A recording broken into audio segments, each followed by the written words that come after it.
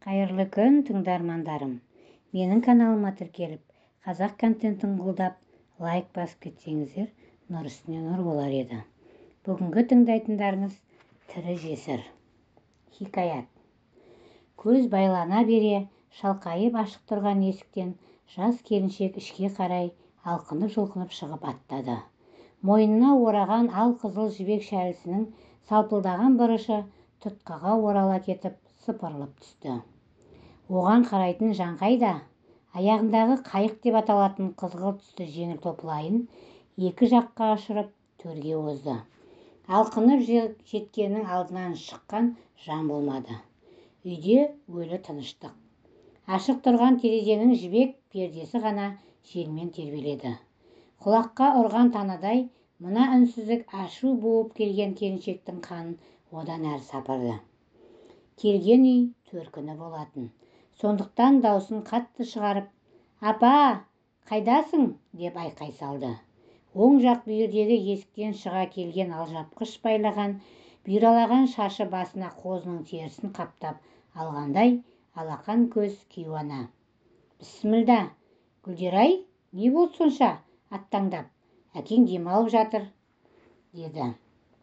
Үнінен қызының мына жүрісін жаратпай, қарасынан ағы басын, ала көзін төңкере қарап, тыныштықтарын бұзатындай хабар әкелгенін жүрегі сезді.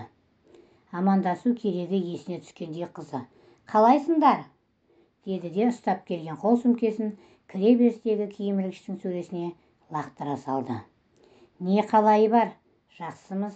деп шешесі асханаға қайта кіріп кетті. Қызы соңынан есігін жаба ілесті. Ортадағы ас үстелінің үсті толған ыдысқа салынған өрік пен шие. Шамасы тосап қайнатылып жатыр. Газ плитаның астындағы булағышта банкалар тізіліп булануда. Онсыз астық бөлменің есігін жауып алғанды жақтырмаған анасы, «Ашшары, не болды?» деді қызына алая қарап. «Болары болды», қолын есіктің тұтқасынан босатқан қызы орындыққа жібек көйлектің етегін желп еткізіп, жалп етіп отыра кетті. Кейуана бір қолына шөмішін, екінші қолына ыдыстың қақпағын ұстаған қалпы әлі қызына қарап тұр. Түсіп қалған қасының үстін қара бояумен баттастыра сызыпты. Ол таңданыстан сәл көтеріліп тұр. «Болды апа, қызың тірі жесір болды». «Тірі жесір нес? Жылынбай жөндеп айтшы». «Тірі жесір дегенді естіп педің?» Анасына енді қызы алая қарады. Бірақ оның жіпсіп көзі қанша ашса да кеңеймеді. Тек өңменінен өтетіндей ызғарымен анасының жанарымен барып шағылысты. Көзі тайқып барып үстел үстіндегі ыбырсып жатқан ыдыс-аяққа тоқтады. Кейуана қозы басының арасына 5 саусақты салып жіберіп, бір қасымды да орындығына қайта жайғасты. «Құдай сақтасын, тірі жесір? Ондай сөзді естімеппін, кім айтып жүр?» деп перзентінің сауалына сауалмен жауап қатты. Анасының мына бейқамдығына күйіп кеткен ақ борықтай келіншек алдындағы табақтағы өріктен біреуінің ұрығын шығарып, қоқыс шелекке лақтырды да бүтіндей аузына тығып жіберді. Аз кем үнсіз отырып, шайнаңдап барып тамағына әрі қарай жылжытып жіберіп қайтадан тілге келді. «Тірі жесір деген мына мен, 15 жыл бойы сенің шыда, түбі ана 3 қабат үй саған қалады, жүрмейтін еркек жоқ, қайтып келеді дегеніне сеніп, енді міне тақырға отырдым.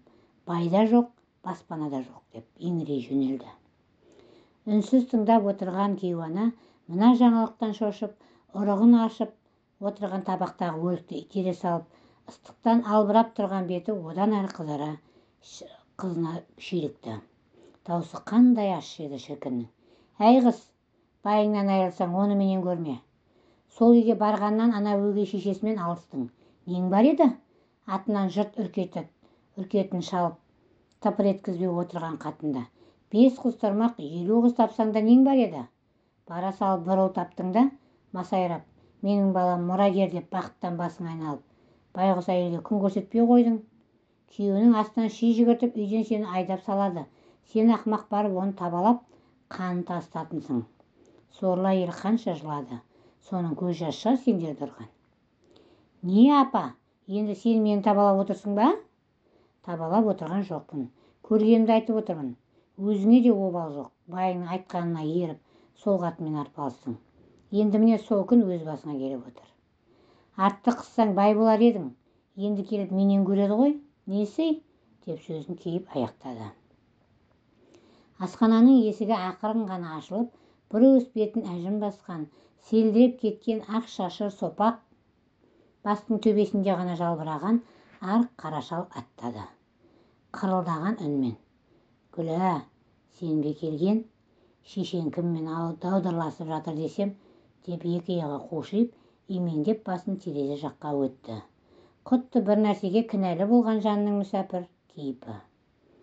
Әй, желді жаппай былай өтші, деп бәйбішесі бір қолмен шалын сермеп, екінші қолмен есікті шалқайта ашты. Әкесін көрген қыз жасаураған көзін алдындағы асханалық орамалмен сүртіп, мен ғой папа, қалайсыз? Деп амандасқанның ырымын жасады.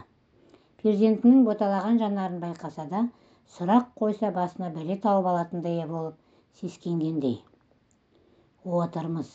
Мына шілденің шіліңгір ыстығы қанды қаптап кетіп барады ғой, тегі. Бесінде бір көз шымырын алмасаң, басың айналып, тәлтіректеп қаласың, деді еркек қалақтай басын қайта-қайта шайқап. Үстелдің үстіндегі шыны құмырада тұрған судан кесеге құйып алып, басына көтере сімірді. Деп жан шақырғандай болды да, қызы мен қатынының қабағына жәутеңге қарап, бірдеңе сұрауға батылы бармай, аяғын санап басып шығып кетті. Аналы балалы екеуі еркек кіргенде сап тоқтата қойған әңгімелерін әрі қарай жалғастыра жөнелді. Күлә, сен қырсықпай маған жағдайыңды былай жөндеп түсіндірші, деді анасы дегенмен баласына жан ашып. Ерегіскеннен ештеңе таппасын білген қызы да енді, апа, ол әлгі қаракөз бәлесіне біржола кетіп қалды, деп жөндемге келді. Баяғыда айттым, тағы бір екі баланы топылдат деп, тыңдамадың. Магистр болам деп 3 жыл, доктор болам деп 5 жыл жоғалттың. Апай, мен соны тумайын деді дейсің ба? Жетіскенде оқу қуып кетті дейсің бе? Шыңғыста туғаннан кейін жатын бөлмеге жоламай-ақ қойды ғой. Мен бала таппасын деп, баланы күлге аунап табамын ба? Деп ащы запыран төккен қызы 15 жылдан бергі ашпаған сырын 15 сөзбен ақтарып салды. Басындағы қозының жүніндей бұйраланған шашының әр талы жазылып кеткендей болған кейуана, үстіндегі биттің қабығындай желеңін ауырсынып, ауа жетпегендей алақтап қызына қарап. Сен сонша жылдан бері ол сұмпайының әрекетін неге маған айтпай келгенсің? Деді. Ұят емес пе? Қалай айтам? Байым қойныма жатпайды деп кімге шағынам? Талай түндерді жылап өткізіп, білім қуған болып шетелге кетіп қаңғырып жүрдім ғой, алдындағыдай емес. Келіншектің даусы баяулап, тағдырының салғанын мойындағандай момақан бола қалды. Перзентінің мына мүшкіл халін көрген анасының жаны ышқынып, о зәлім, о заманда бұ заман жап-жас келіншегінің жанына жатпай, бала таптырмаудың жолын жасаған сұмпайыны көргенімде, естігенімде осы. Сұмырай. Мұндай бәле қалай басына келеді десеңші? Бала таптырмау үшін сақтанады емес пе? Деп күйіп піскен әйел тарс еткізіп тегенедегі қантқа араластырған өрігін оттың үстіне қойды. Қыз әлі ішіндегі құсасын ақтарып отыр. Ол менің сақтанбайтынын біледі. Маған бала керек дегенмін. Содан кейін-ақ бала керек болса туып ал деп ерегесті. Мен әдейі төсек үшін біреумен жүріп кетсе екен деп істеп жүргені. Ойпырмай, мына заманның залымына, әйел күйеу баласын тісі қайрады. Бір кезде таңырқап, Күлә, сен мына тірі жесір деген сөз қайдан естіп жүрсің, деді. Апау, жесірдің күйеуі өліп қалады. Тірі күйеуі не ажырасып кетпей, не өлмей, не үйіне түнемей жүрсе, оның әйел тірі жесір болмай кім болады? Шартты түрде айтқаным ғой. Құдай жазасын берсін. Ұрмай соқпай азаптау деген осы шығар. Қыз анасы әлі бұрқылдап отыр. Соның тілін қалай тапсам деп, соның айтағымен өгей шешесіне бекерден бекер тиісетінмін. Ал әкесі мен өгей шешесі баласының жасап отырғанын білмейді. Менен келген пәле деп мені жек көретін. Сонда да оны жамандамай барлық күнәні өз мойныма алып жүрдім. Өгей шешесі тапқан қарындастарын да қарадай тиісіп неше түрлі өсек тарататынмын. Мұрны пышылдаған қызы да тоқтай алар емес. Сорлы балам-ай, солардың көз жасы шығар сен бүгін сенделтіп отырған, деді де шешесі есеңгіреп, ебіл-дебіл жылап отырған қызын кең құшағына орап алып, бетінен, көзінен сүйе бастады. Ерні тиген жерлерін көз жасымен тердің ащы дәмі келіп таңдайына жетті. Перзентінің жан жарасын қандай ащы екенін енді түсініп жатқандай еді. Сол сәтте булағышқа салған банкілерді біреу тарс ете түсті. Тура қасіретті келіншектің ішіндегі жылдар бойғы өскен бітеу жарасының аузы жарылып кеткендей болды. «Ойбу, банкім сынып кетті ғой», деген кейуана баласын тастай сала булағышқа қарай ұмтылды. Маңайында не болып жатқанына мән беруге шамасы жоқ келіншек көзі бақырайып плитаның астына қарады. «Құрсын садақа», деді де әйел сынған банкісін қоқыс шелекке лақтырды. Қалған бір-бірден шығарып шетке қойды. Осы сәтті пайдаланып, басқа әйелі бар деуші едің ғой, сонысымен рахаттанып жүрген шығар, деп көптен көңіл түкпірінде тығылып жатқанын да сұрады. Гүлдерайдың баяғыда бұл мәселе жанды жері болатын. Анасы сол жаққа қарай әңгіме бастасақ, ат тонын ала қашып тулай жөнелетін. Бүгін бір ақтарылайын деп келсе керек. «Апа, мен сендерге айтпай жүредім ғой, онысы да бір ұл туып алған». «Не дейді?» деп шешесі шошып кетті. «Неғып айтпай жүрсің?» «Айтқанда қайтем, оған сендердің күштерің жете ме мойындатуға? Ең болмаса тәк деп қойдыртар едік қой». «Ол сенде тұрмақ әкесінде адам екен демейді. Ол шал да басқа әйелден баласы барын біледі. Тұқымың өсе берсін деп қуаныпты. Баяғыда түнде келмейді десем ештеңе емес, айналып қазығын табады деп қоймай қойып едің ғой», деп қызы өкпелеп алды. Шешесіне кейде күйеуінің жігіттік жүрісін көбін айтып шағына бастаса, «Қой, қызмет істеген еркекке әркім жабыса береді. Солардың бірі болар. Аттандамай тыныш отыр. Ана зәулім сарайдан айырыласың. Басыңда үйің, қойныңда байың, бауырыңда балаң. Жолдан жабысқан жолбикелермен жағаласып қайтесің. Тағы бір бала тап одан да», деп қоймайтын. Сол шыдамға шақырғанның соңы өздеріне сор болғанға ұқсайды. Шешесінің бір сұмдықтың болғанын сезген, жүрегі зуылдап, іші жидегендей болды. «Сонымен немене, үйден кетіп тындың ба?» деп бағанағыдан емес үні бәсеңсей сұрады. «Өзі кетіп қалса жақсы еді ғой. Маған бүгін үлкен үйді босат. Ұл екеуіңе 2 бөлмелі пәтер алып қойдым деп көш деді». «Не дейді?» Әйелдің көзі атыздай болып, оған қоса төбе шашындағы бұйралар жазылып кеткендей қызына қарады. Сөйтті, «Мына үй 20 жылға аяқ басты. Күрделі жөндеуден өтпеді. Жөндетем, көшіңдер», деді. «Оның аяғы белгілі, жөндетіп апа қара көзбен көшіп келмекші», деген келіншек ақ ұрғанда аузынан жалын шыққандай болды. «Мен бір бөлмеде отыра берем, ремонтты жасай беріңдер демедің бе? Оған коттедж керек болып тұр ғой апа». «Бермеймін, 15 жылдан бері осында отырамын демедің бе?» «Оны мен келгенге дейін әкесі салдырып берген. Сол шалдың атында таласа алмаймын. Мен кірмемін. Далада қалдырмай пәтер алып беріп отырғаны сол». «Шынымен де бай да жоқ, баспана да жоқ болдың ба?» Баламды да алып қалам деді, су шығарсаң. «Сен ол жалмауызға не істеп қойдың осынша қорлайтындай?» «Ештеңеде, тек дүниесінің қарауылы болдым 15 жыл. Апа, ол мені сүймейді». Гүлдерай соңғы сөзді екпінмен айтты да жылап жіберді. «Қызыңды сүйем деп алдымызға әкесімен өгей шешесін жіберіп-ақ қыздай алып еді ғой сені. Бұл несі басының? Ойбай!» Гүлдерай талаппен қосылғалы жылдардың талай зымырап жатқанын да білмей қалды. Шыңғысты мектеп табалдырығын аттады. Күйеуі басында тек бөлек бөлмеге жатып алушы еді. Кейіннен үйге келмейтіндей шығарды. Ұрмайды, соқпайды, кет деп қуаламайды. Осы 3 қабат зәулім үй мен ұлының күзетшісі, үй қызметкер сияқты болып қала берді. Өздігіне мені әйелің деп есептемесең кетем деп айта алмайды. Күйеуіне бірде. Екеуміз қосылғалы 10 жыл болды. Тағы бала туғым келеді. Шыңғыс жалғыз болып қалатын шығар деп еді. Гүлдерай, маған баланың керек жоқ. Саған керек болса осы үйден кетте туып алшы. Шыңғыс жалғыз болмайды. Сен білесің, менің тұрып жатқан әйелмен тағы ұлым бар. Сен заңды әйелімсің. Тұрам десең үйің осы, балаң әне. Кетем десең жолың анау, докторлығыңды қорға, қарсы емеспін. Қызметіңді істе, деді. менің нағыз әйел болғым келеді, жарымды құшақтап жатып өсіп-өніп келеді деп бажылдап жылай бастап еді, жанына келіп өңменінен өтердей көзбен қарап, білегінен қысып тұрып: немене, әйел емеспісің? Заңды күйеуің бар, ұлың бар, баспанаң бар, астында көлігің бар. Мен сені ұрдым ба, үйден қуаладым ба? Мені көбектеніп жеңем деме, жыным ұстаса артыңа бірақ тебем де баланы тартып алам. Жындыханаға қалай түскеніңді білмей қаласың, деді. Гүлдерай мына сөздерден үрей ұшып, заңды күйеуге шынында не кінә тағарын білмей, жерге қарап тұрып басын шайқады. Енді немене? Өлтірсе де қойныңа жатпаймын. Жатпады деп кетсең жолың ашық, деді де көкіреген күйеу әдеттегісіне заттарын жинастырып алып, қош демей шығып кетті.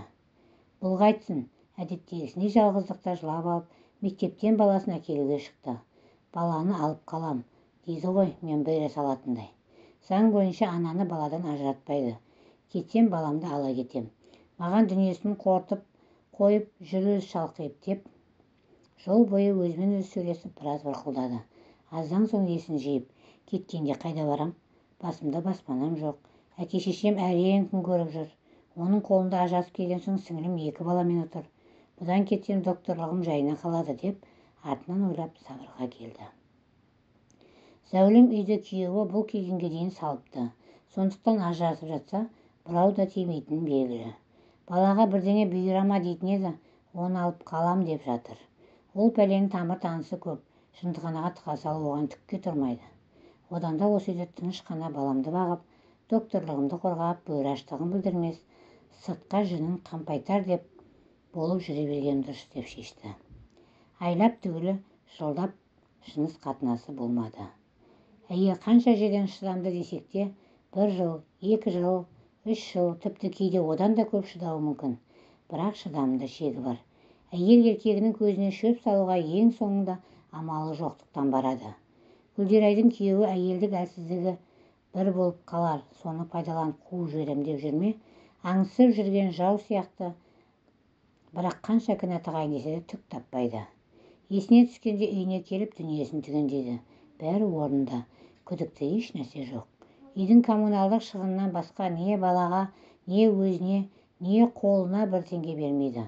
Жұмыстағыларға, кейбір ағайындарға көз қылып, заңды әйелін жылына 1 рет шақырған жерге ғана алып барады, баласымен.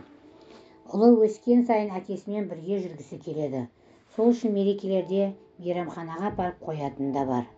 Отбасы болып бірге демалысқа бару деген өмірі болған емес. Ондайды бұл шаңырақтың жандары білмейтін сияқты. Ауызға алып сөз етпейді де. Гүлдерай келін боп түскелі, күрделі жөндеуден өтпеген үй тозып кеткен. Бөлмелердің қабырғаларында баласының суреттен алғашқы шығармашылық жетістіктері сақталған. Тек жарылған құбыр, бітелген септикке ғана қаржы береді жамауға. Байғұс әйел бюджеттен алатын азғантай айлығымен ас ауқатын ажыратып, баласының керек-жарағын түгендейді. Күйеуі баяғыда өзіне қалған бір ескі көлігін берген. Үйреніп ал, баланы бақшаға тасисың деп, өз мазасын алмасын деді ме? Ол да салдырап қалды. Жаман жасқап мініп жүр. Бұл не деген жаны сірі, итжанды бәле? Ажырасайын десем, алдында бір қатынды жібергем. Тағы елдің өсегіне қалам. Қызметтестер де аңдып отыр. Көзіме шөп салды дегенді сылтау етейін десем, дәлел дәйегім жоқ. Қайтып құтылам деп еркегі жүр ішінен ит құса болып. Ал сорлы әйел сол шаңырақтың күзетшісі сияқты. Басқа түссе баспақшыл деп көндігіп оның келетін күніне киімдерін тазалап, тамағын әзірлеп күтіп отырады. Сол хабарласып қалама деп күні-түні аңдаған телефон.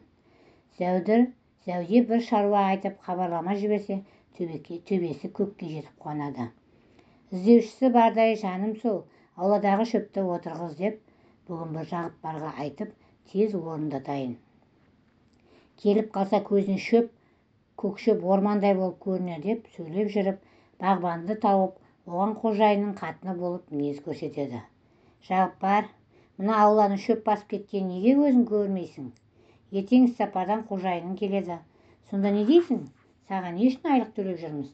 Деп ауланың түкпіріндегі қожын тамда отбасымен тұратындарға жетіп барып шәңкілдейді. Айлықты өз қалтасынан шығаратындай, бағбанның еңбегі байы жұмысымнан бірдеңе етіп реттеп төлеймін деген. соны есіне алып айлық төлейтінін айтып міндетсінген түрі. Ауылдан күнкөріс үшін көшіп келіп, қаланы жағалаған Жағыпар әйелі екеуі осы үйді паналаған. Үйелмелі-сүйелмелі ұл мен қызы жақын жердегі мектепке барады. Еркегі ескі көлігімен таксилетіп нан табады. Әйелі қожайынның үйін тазалайды. 5 жылдан астам тұрғалы 3 қабатты кірпіш үйге мына шәңкілдек әйелмен жалғыз ұлына басқа кіріп шыққан пенде көрмейді. Жасы 50-ге тақаған месқарын қара еркек осы үйдің иесі. 2-3 айда бір төбе көрсетіп кетеді. Оны іс сапарда деп әлдеқандай болады ғой. Білеміз қандай іс сапарда екен. Үй күзеткен Сарқанден деп мыңқылдап жүріп ауланың шөбін орады. Ағаштарын суарады. Өткенде келіншегі Жанар қожайындардың киімдерін үтіктеп жатып бір жібек көйлегін етегін кигізіп алады. Даудың басы содан басталды. Кешке қарай көлігін қойып үйге кірген сол еді, босағадағы ескі орындықта жылап отырған әйелін көрді. Ой, не деген көк дөннен жүйрік қой, елдегі қатарынан жайсыз хабар келіп қалды ма деп зәресі ұшқан ол. Жанар, тыныштық па? Деп көңілі алабұртып, тозығы жеткен шарқайып аяғына әрең шығарды. Гүлдерайдың көйлегін кигізіп алдым. Күйгізіп алдым де.